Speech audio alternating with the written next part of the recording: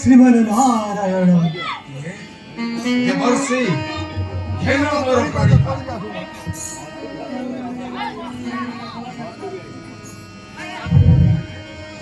হন্তু দেবর্ষি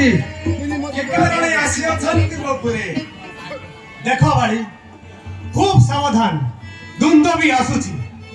কর সঙ্গে করিব বিবাদ সে কাহিকি আসুছে মো পুরকু দেবর্ষি শিব ঠারু পাইଅছি বর হেব সে ত্রিপুর বিজয়ী কিন্তু তোর হস্তে হইব নিধন কহিଛନ୍ତି মহাদেবতাକୁ বাড়ি সঙ্গে নহিবু বিবাদী